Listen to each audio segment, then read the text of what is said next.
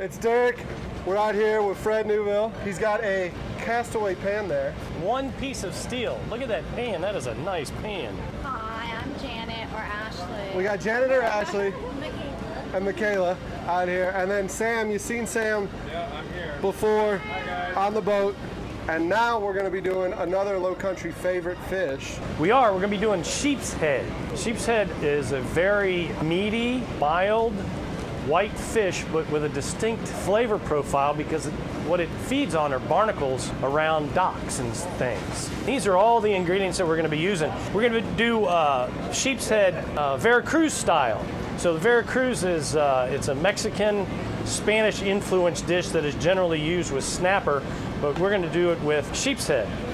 And we have white onion, arugula from my garden, and also some wasabi greens right here from my greenhouse. I'm gonna make a nice little salad with that. First what we have to, and then we have oregano and a little bit of parsley. Parsley is always nice in a salad because it has a high chlorophyll content and it really makes your ingredients pop. We have some green olives and some capers, jalapeno. We're gonna use this castaway pan. Those guys make it from Hanahan, a beautiful pan as you can see, one piece of steel. This will be my first time using it, but what we need to start doing is we need to cook some of this delicious bacon from Cooper River Farms. This is the applewood smoked bacon, and everything is better with bacon, especially Cooper River Farms bacon. And this is gonna be our garnish for our Veracruz style. If I don't walk away with the pan, I'm definitely walking away with the bacon. You cut off the end, smash it, boom. I try to get the gut. That'll be just about enough right there. Cut the ends off. I'm just thinking about the people just walking by. See how that just peels right off? And what we're doing is we're working on our mise en place for this dish. So we're starting at the end, which is our garnish of Cooper River Farms applewood smoked bacon, and we're getting all of our other ingredients, or our mise en place. It's very French, and that literally means everything in its place. I've got my garlic, right? Now all I'm gonna do is smash it. Boom. Now you have chopped garlic. That makes. All right, we're gonna put that right here with our mise en place. Okay. I'm gonna slice a white onion. Boom. All right, so you cut it in half, and then we're just gonna slice it oh so thin. That they're all pretty much the same size, so I'm using my fingers as a guide.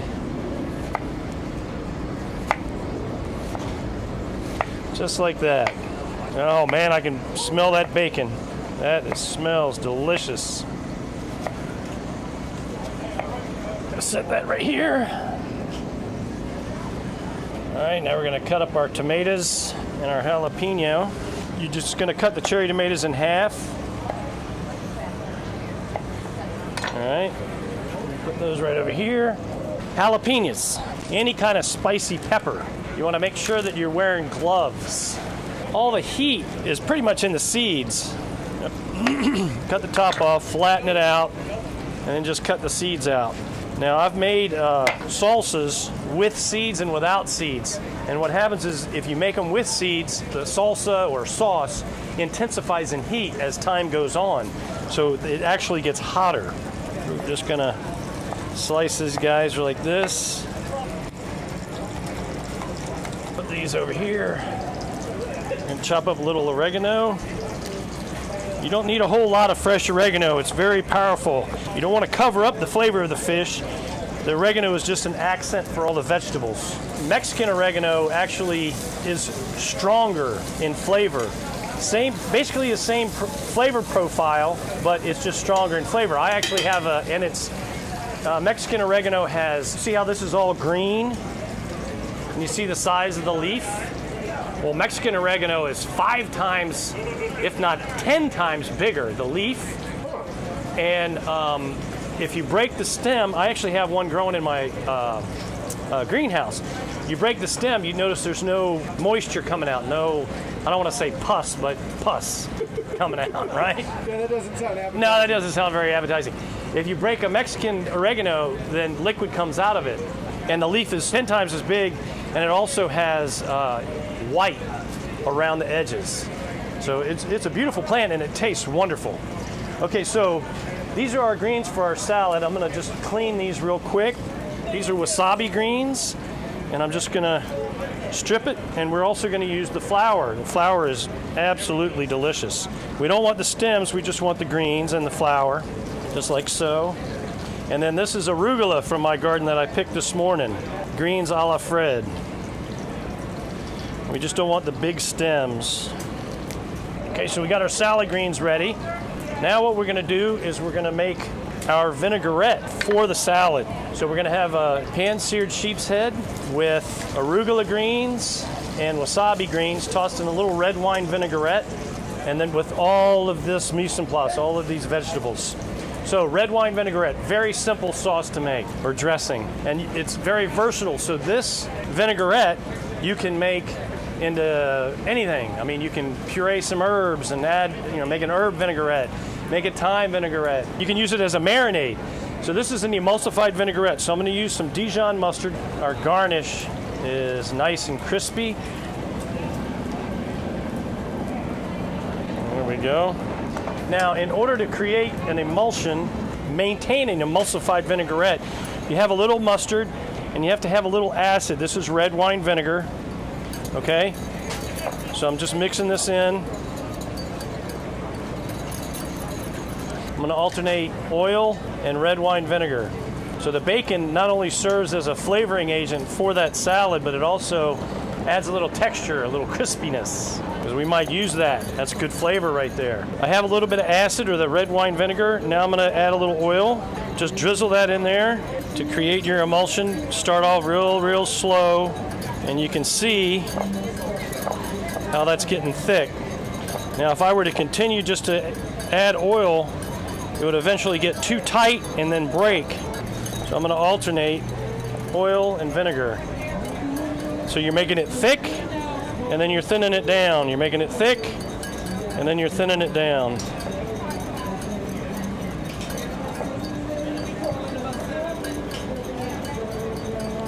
And once you get that emulsion started, add the oil a little faster. What we're going to do is we're going to season this with a little salt and a little pepper. You always want to taste. That's delicious. What do you think of that? That's some nice applewood smoked bacon. I'm going to add just a little bit of that bacon jus to the dressing.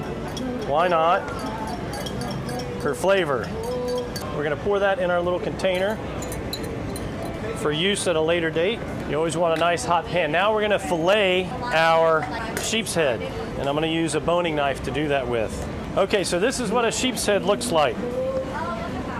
Okay, and he eats, look at those teeth. Eats the barnacles with those teeth.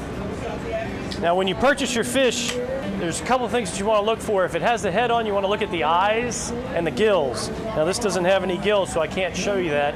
But the eyes, you want them very clear. When you open up the meat, nice and firm. Okay? What we're going to do is we're going to start at the head, and we're going to come down to the tail. So I'm going to poke my knife in like so. Boom. All right, now I'm going to use the back as a guideline. So I'm pressing against bone, and I'm just coming straight down. Okay? Coming straight down. Right to the tail of the fish. And if you can see that, there's the spine, the backbone of the fish. Okay? Now, here, right in here, you have a little meat that you don't want to lose. Everything costs money. So what I'm going to do is I'm going to come here, and I'm going to cut right there. Boom. See how I have my hand? I'm allowing the weight of the fish to help me, the weight of the meat to help me peel it back. And now, see how I'm going over the rib cage. Now, here, I'm going to cut in.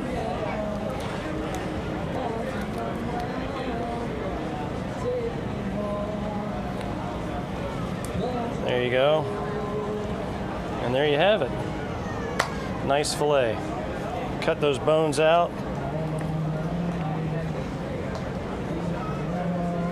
There's always bones right here as well. Now, if I was making a fish stock, I'd save the skin and I'd save the bones. Do the same thing again. All right, there we go. Now, I would save this for a stock, head and all, and I would break the bones to release all the nice gelatin in the spine itself. So I don't know if you can see that,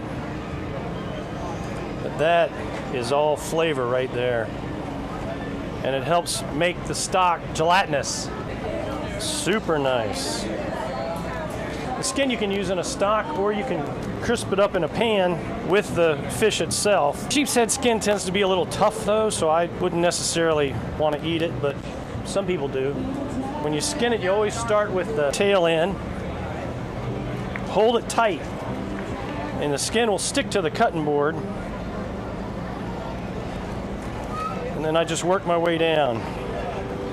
The tighter you hold it, the easier it'll come off, and hardly any meat on that. Turn our pan back on. If you don't season one thing, then what happens is it turns out to be a little bland. Just a little bit, not too much, just for a little heat. Kosher salt is the best. Iodized salt tastes too salty and is garbage. Add a little olive oil to our pan. Make sure that that gets nice and hot. We're gonna test it. Okay, you see that's not hot enough. You can see that it's sizzling, but it's not sizzling enough. So I'm gonna wait. Okay, here we go. Can you see that now? That's what you wanna see. That's nice and hot. You wanna hear your food cooking. That looks like it's going to taste really good. Yeah. Just gonna trim off this little skin right here. All right. I'm gonna add a little bit of brown butter, which is clarified butter that has been browned for just a touch of nutty flavor. It'll just set that flavor off really nice. And all you do is just throw a couple sticks of butter in a pan, melt it, you bring it to a boil, the milk solids come to the top and the bottom. You have mainly water in the bottom. Butter does have water in it. And you skim the top and then strain it, and you have what's called clarified butter, or ghee. Now, whenever you cook anything, you always want to make sure that you let it rest a little while. And what that means is that when you cook something, it'll carry over cook, so it continues to cook. Those molecules are bouncing all over the place. The reason why you want it to rest is because it'll be more flavorful and juicier. Like if you cook a piece of meat, if you cook it and then cut right into it, all the juices flow out of it quickly. If you let it rest for 5-10 minutes, all those juices redistribute in that piece of meat, and the whole thing is more flavorful, and when you cut into it, it just doesn't bleed all over the place.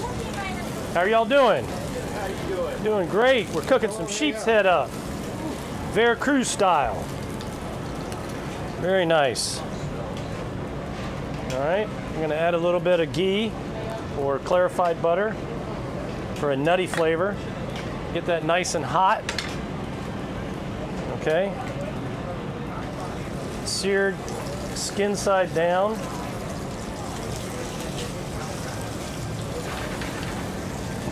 When we're done sauteing our fish, what we're going to do is we're going to add all of our ingredients, cook them together, and squeeze a little bit of lime. When you juice a lime or lemon or any citrus, you always want to roll it. What that does is it releases all the juice that's inside.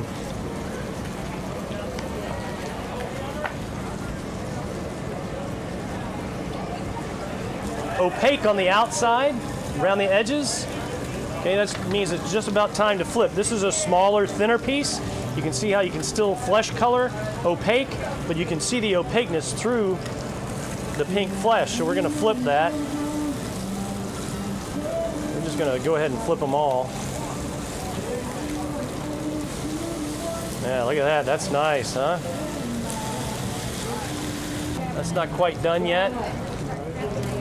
That's not quite done yet. Flip him over just real quick again.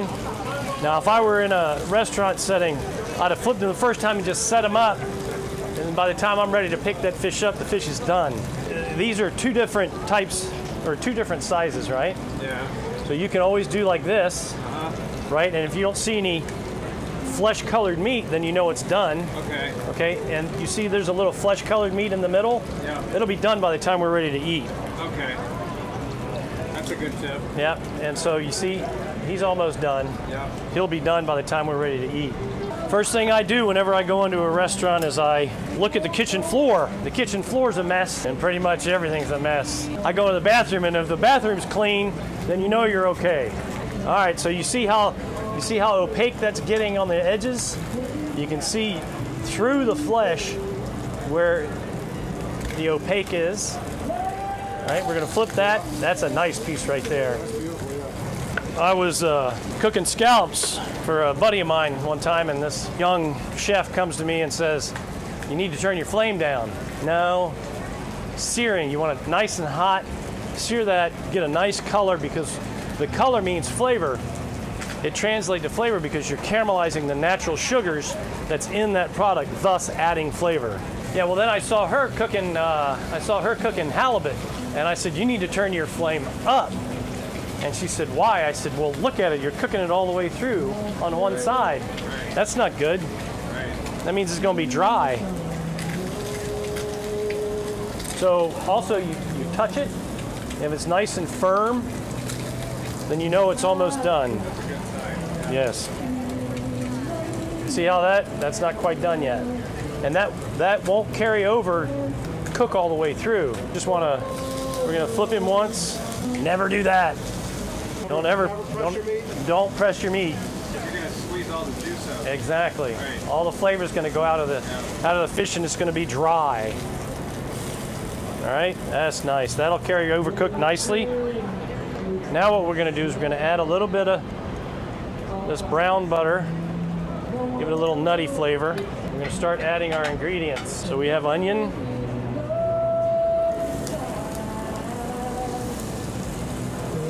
jalapeno, garlic. Saute that. It's okay to get a little color on that, because again, if you caramelize your onions, you're caramelizing the natural sugars that are in that onion, therefore making it more flavorful. Rip them once. Make sure I don't have any stems in there. These are the greens from my garden. There you go. I love my greenhouse. It used to be an old chicken coop that I turned into a greenhouse. What'd you do with the chickens? Ate them. All right, we're going to transfer this oregano. Little Spanish-Mexican influence. Now, if I were caramelizing these all the way through, I would just let them sit, not toss them as much. You keep tossing them, they won't caramelize. But you see how they're starting to turn shiny, almost translucent. Now we're going to add our olives.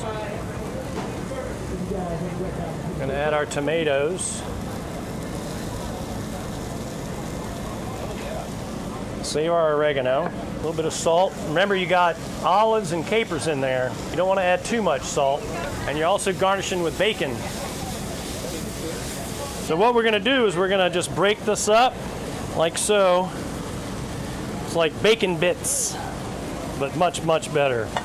It gives flavor. Flavors are building blocks, build on each other to add to the whole. And you always want different texture. Crunchy lends itself to soft, delicious. All right. So now we're going to add just a little bit of this oregano. Just an acid. You always want to add an acid. Acid cleanses your palates and opens up all the flavor.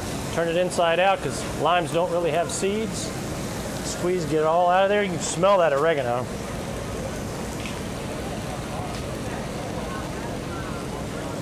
Tomatoes are beginning to break down.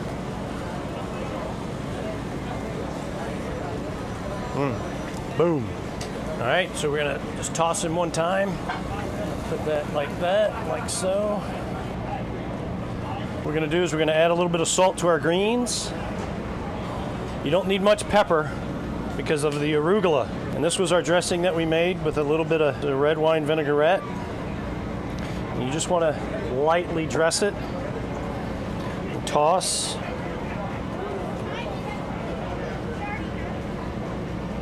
Taste, yum. All right, I'll put that right there.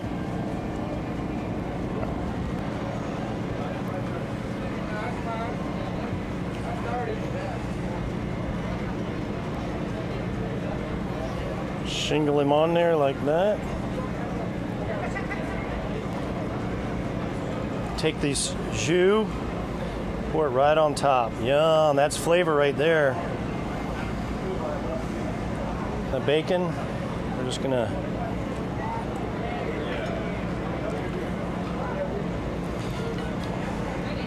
that is sheep's head a la Veracruz style. I gotta get a little bit of that.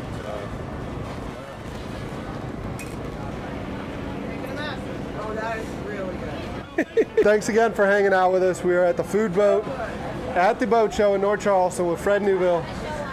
Thanks again, Fred. Moment's notice, he comes Thank up with you. this whole thing on his own.